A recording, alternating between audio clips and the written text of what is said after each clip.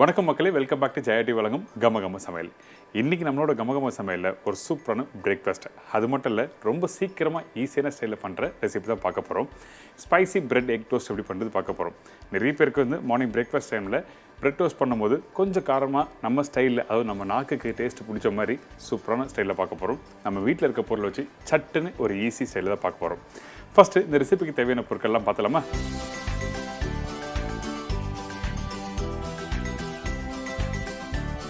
முட்டை 4 number, bread தேவையான அளவு, பால் 200 ml, கொத்தமல்லி தேவையான அளவு, பொடிசை நறுக்கிய பச்சை மிளகாய் தேவையான அளவு, உப்பு தேவையான அளவு, 1/2 டீஸ்பூன் சில்லி பவுடர், 1/4 டீஸ்பூன் தனியா பவுடர், மஞ்சத்தூள் சிறிதளவு, பெப்பர் பவுடர் தேவையான அளவு.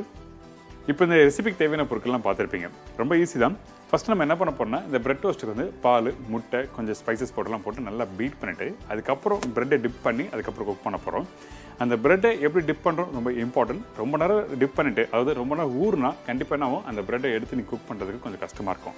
அதனால் எப்படி பண்ணலாம், அதே டைமில் முட்டை அதிகமாக இருந்தாலும் உங்களுக்கு நல்லா இருக்காது. அந்த நார்மலாக நீங்கள் பிரெட் ஆம்லேட் சாப்பிட்ற அந்த ஒரு டேஸ்ட் கொடுத்துரும். அதனால் அந்த மாதிரி எதுவுமே இல்லாமல் டோஸ்ட் எப்படி பண்ணுவீங்களோ அதே மெத்தடில் அதே பக்குவத்தில் பண்ண போகிறோம். சரிங்களா? ஃபஸ்ட்டு நம்ம என்ன பண்ணுறோம், நம்மக்கிட்ட இருக்க இந்த முட்டையை உடச்சி போட்டுக்கலாம். இந்த ரெசிப்பியில் வெறும் முட்டை மட்டும் பண்ணால் உங்களுக்கு எப்படி இருக்குன்னு கேட்டிங்கன்னா, இந்த பிரெட் ஆம்லேட் கான்செப்ட் போய்டும்.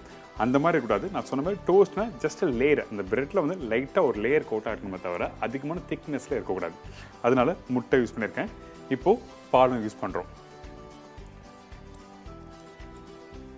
இதுக்கு பிறகு நம்மக்கிட்ட இருக்க இந்த ஸ்பைசஸ் பவுடர், மஞ்சத்தூள் சும்மா லைட்டாக போட்டால் போதும். இந்த பச்சை வாசனை தெரியாமல் இருக்க தான் மஞ்சத்தூள் யூஸ் பண்ணுறோம், வேறு எதுவுமே இல்லை. காரத்துக்கு ஏற்ற மாதிரி இந்த சில்லி பவுடர் நீங்கள் யூஸ் பண்ணிக்கலாம். ஆனால் என்னோட சஜஷன் வந்து சில்லி பவுடர் அதிகமாக வேண்டாம். ஏன் கேட்டிங்கன்னா, இதில் மிளகு தூளும் யூஸ் பண்ணுறோம், சில்லி ஃப்ளெக்ஸும் யூஸ் பண்ணுறோம். அதுக்காக கொஞ்சமாக சில்லி பவுடர் போட்டால் போதும். இதுக்கு பிறகு உப்பும் யூஸ் பண்ணுறோம். இதுக்கு பிறகு கொஞ்சமாக உப்பு. இந்த உப்புலாம் போட்ட பிறகு பொடிசாக கட் பண்ணி வச்சுருக்க வெங்காயம் சும்மா ஒரு பெரிய சைஸ் வெங்காயம் 1 நம்பர் போதும். பொடிசாக கட் பண்ணி போடுங்க. ரொம்ப ரஃபாக கட் பண்ணி போட வேண்டாம். ஏன் கேட்டிங்கன்னா, அந்த ரஃபாக கட் பண்ணி போட்டிங்கன்னா உங்களுக்கு வந்து அந்த டச் கொடுக்காது. அதே டைமில் பால் யூஸ் பண்ணுற இடத்துல அதிகமான வெங்காயமும் இருக்கக்கூடாது. இது சின்ன ஒரு விஷயம் நோட் பண்ணிக்கோங்க. ஏன் கேட்டிங்கன்னா, அந்த வெங்காயோட அந்த ஃப்ளேவர் வந்து உங்களுக்கு வந்து டாமினேட் பண்ணும். அந்த டேஸ்ட் எக்ஸாக்டாக நீங்கள் சாப்பிட வேண்டிய அந்த டோஸ்ட்டோட ஃப்ளேவர் உங்களுக்கு வந்து மாற ஆரம்பிக்கும். அதனால தான் வெங்காயம் கம்மியாக பண்ண சொல்கிறேன். இதுக்கப்புறம் பெப்பர் பவுடர், கொஞ்சமாக கொத்தமல்லி, இதுக்கப்புறம் பொடிசை கட் பண்ணி வச்சுருக்க இந்த பச்சை மிளகாய், கொஞ்சம் சில்லி ஃப்ளெக்ஸ்,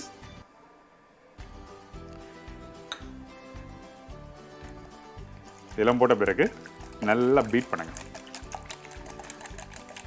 ஓகே, இப்போ ரெடி ஆகிடுச்சு. இதுக்கப்புறம் இதில் டிப் பண்ணிவிட்டு எப்படி டோஸ்ட் பண்ணுறது பார்க்கலாம். நான் இப்போ இந்த இடத்துல கொஞ்சமாக கீ யூஸ் பண்ணுறேன். சில பேருக்கு வந்து அந்த டோஸ்ட் பண்ணும்போது லைட்டாக கீ போட்டு டோஸ்ட் பண்ணால் ரொம்ப நல்லா சொல்லுவாங்க. நார்மலாக டோஸ்ட்னாவே பட்டர் தான் போகும், ஆனால் கீ போட்டு சாப்பிட்டு பாருங்கள் நல்லாயிருக்கும். ஸோ கொஞ்சமாக நெய் போட்டிருக்கேன். இப்போ நம்மக்கிட்ட இருக்க இந்த ப்ரெட்டு இந்த மாதிரி டோஸ்ட் யூஸ் பண்ணும்போது கண்டிப்பாக என்ன பண்ண கேட்டிங்கன்னா, நீங்கள் கொஞ்சம் லைட்டாக ஹார்டாக இருக்கணும். சாஃப்டாக இருந்தால் நம்ம இந்த பேட்டரில் டிப் பண்ண உடனே கண்டிப்பாக நீங்கள் எடுக்க முடியாது. அப்படி எடுத்து நீங்கள் போட்டாலும் வந்து உடைய ஆரம்பிக்கும். அதனால் கொஞ்சம் ஓரளவுக்கு 5% இல்லை 10% அளவுக்கு நீங்கள் ஹார்டாக இருக்கணும். ஃப்ரெஷ் ப்ரெட், அதாவது குக் பண்ண முடிச்ச உடனே சில பேர் ப்ரெட் தருவாங்க பார்த்தீங்கன்னா, அந்த மாதிரி ப்ரெட் யூஸ் பண்ணக்கூடாது. ஸ்பெஷலி வந்து ஃப்ரெஞ்ச் லோப் யூஸ் பண்ணுவாங்க. ஃப்ரெஞ்ச் லோப்னால் நல்லா உங்களுக்கு கரெக்டான டெக்ஸ்சர் கொடுக்கும். அது மட்டும் இல்லை, குக் பண்ண எடுக்கும்போது அந்த கலர் கரெக்டாக வரும். இதுதான் விஷயம், வேறு எதுவுமே இல்லை. ஸோ இப்போ பேன் சூடாக இருக்கா? இப்போ நம்ம என்ன பண்ணுறோம், 1 by 1 அதில் ப்ளேஸ் பண்ணுறோம். இப்படி போட்டுட்டு இப்படி எடுத்தால் ரெடி. இப்போ இதை அப்படியே ப்ளேஸ் பண்ணுறேன்.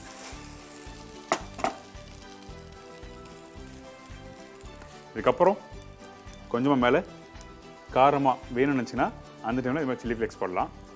அதுக்கப்புறம் கொஞ்சம் கொத்தமல்லி, நம்மளோட விருப்பம் தான், அவ்வளோதான். சும்மா கலர்ஃபுல்லாக ஒரு க்ரீன் ரெட் அப்படி சாப்பிட்ணுன்னு வச்சிங்கன்னா அந்த டைமில் இது மாதிரி நீங்கள் ஃபாலோ பண்ணிக்கலாம். இந்த டோஸ்ட்டை அப்படியே டர்ன் பண்ணுறோம். அவ்வளோதான். 2 சைட்லையும் ப்ராப்பராக நீங்கள் டோஸ்ட் பண்ணி எடுத்திங்கன்னா ரெடி. ரொம்ப ஈஸியான ரெசிபி தான். நம்ம வீட்டில் கிரில்லரோ இல்லை டோஸ்டரோ இல்லைனா ஒன்று தவறுதில்லை. இந்த மாதிரி வெறும் பேன்லேயே நீங்கள் கிரில் பண்ணி எடுத்துக்கலாம். அது மட்டும் இல்லை, நம்ம ரெகுலராக யூஸ் பண்ணுற அந்த ஸ்பைசஸ் பவுடர் தான் யூஸ் பண்ணியிருக்கேன். ஸோ இந்த மாதிரி நீங்கள் சாப்பிடும்போது எல்லாருக்கும் ரொம்ப பிடிக்கும். அதனால தான் வந்து நம்ம இந்தியன் ஸ்டைலில் பர்டிகுலராக வந்து நம்ம யூஸ் பண்ணுற ஸ்பைசஸே வந்து யூஸ் பண்ணி இந்த ப்ரிப்பரேஷன் கம்ப்ளீட் பண்ணியிருக்கேன். இப்போ ரெடியான டோஸ்ட்டை இதை அப்படியே எடுத்து இப்படி ப்ளேஸ் பண்ணால் ரெடி.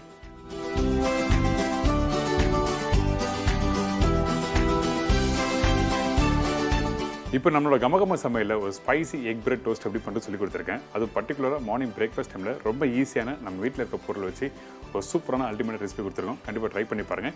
இதே மாதிரி அடுத்த நிகழ்ச்சியில் உங்களை சந்திக்கிறேன். அதுவரை உங்கள் இடமிருந்து விடைபெறுவது உங்கள் சப்தினா. See you, bye, take care.